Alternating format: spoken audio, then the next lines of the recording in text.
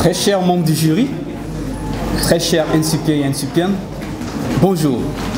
Nelson Mandela disait « L'éducation est l'arme la plus puissante qu'on puisse utiliser pour changer le monde ». Tout d'abord, il est important pour moi de faire part de la joie qui m'anime d'être présent devant vous. Ainsi, avant de me prononcer sur ce sujet important et crucial qui fait à même l'objet de ma présence ici, permettez-moi ou donnez-moi l'occasion de dire la joie que j'ai d'être dans ce très beau et magnifique pays qu'est le Sénégal. Je réponds au nom de Essia Gaston Stahl, étudiant à Nsup Afrique en licence 1 de commerce international. Pour se développer, l'Afrique doit mettre l'accent sur l'éducation, la santé, voire l'économie. Voici le sujet sur lequel portera mon intervention aujourd'hui. Autrement dit, le développement de l'Afrique passera-t-il par l'éducation, la santé ou l'économie?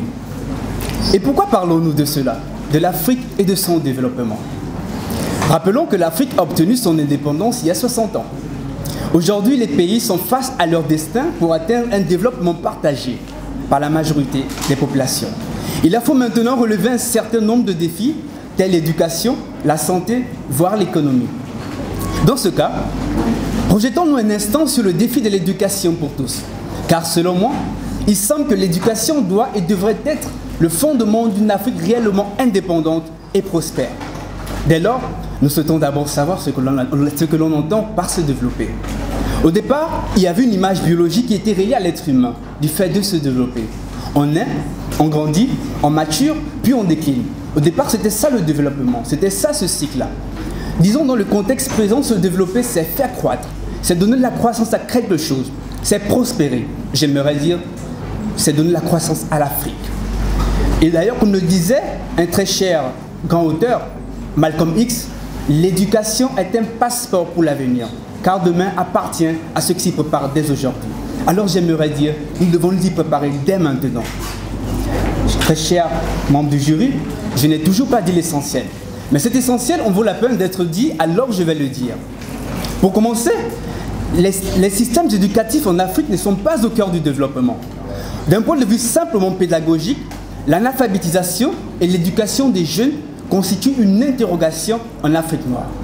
Si nous prenons le cas de l'Afrique subsaharienne francophone, l'accès à une éducation de qualité en matière scolaire demeure une préoccupation majeure.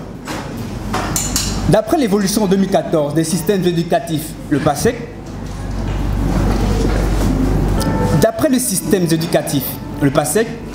dans les pays d'Afrique francophone, il y aurait en moyenne alloué 5% du PIB et 16% des budgets nationaux à l'éducation.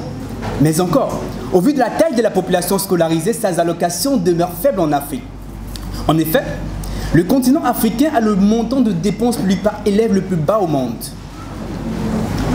En effet, alors si nous souhaitons bien sûr changer cela, il faudra à l'horizon 2035, ou voire plus, éduquer et permettre à des enfants de 7 à 14 ans d'avoir une éducation scolaire.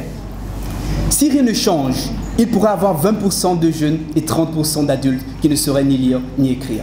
D'où le comment voulons-nous développer un continent lorsque nos jeunes ne peuvent ni lire ni écrire?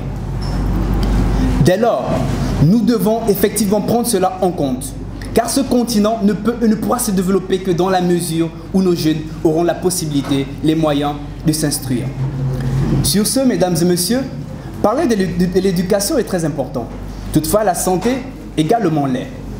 Afin de répondre aux différentes attentes des populations sur le plan sanitaire, il faudrait effectivement des infrastructures de qualité, un personnel compétent et bien formé, car ce continent ne peut se développer qu'avec des jeunes bien formés. Mesdames et messieurs, nous reconnaissons tous que ce continent a de la valeur, que ce continent a effectivement des talents. Mais comment ces talents peuvent-ils se développer lorsque nous n'avons pas les infrastructures de qualité pour ces jeunes? Alors il faudrait effectivement que nous puissions prendre cela en compte. Toutefois, effectivement parler de l'éducation, parler de la santé est important. Mais nous devons également comprendre que le système économique est très important. Car n'oublions pas même que l'économie est le facteur d'un pays. Car c'est effectivement cette économie qui peut développer un pays. Mesdames et messieurs, parler de l'éducation, parler de la santé, l'économie est très important. Toutefois, au regard de ce qui précède, il va de soi que l'Afrique devrait mettre d'abord l'accent sur l'éducation. Je vous remercie.